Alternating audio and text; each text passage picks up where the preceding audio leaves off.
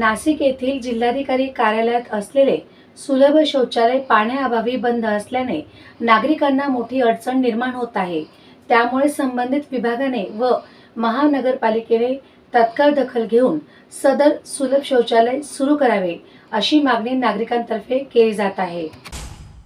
नाशिक येथील जिल्हाधिकारी कार्यालयात असलेल्या सुलभ शौचालयाची अत्यंत दयनीय अवस्था झाली आहे।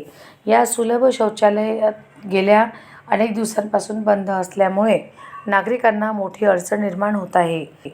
शौचालय लाईट व पाण्याची सुविधा नसल्यामुळे हे शौचालय बंद असल्याचे नागरिकांतर्फे सांगितले जात आहे। जिल्हाधिकारी कार्यालयात रोज कामानिमित्त येत असलेल्या नागरिकांची मोठी वर्दळ असते। त्यामुळे काही नागरिक सुलभ शौचालय येथे लघुशंकेसाठी जात असतात।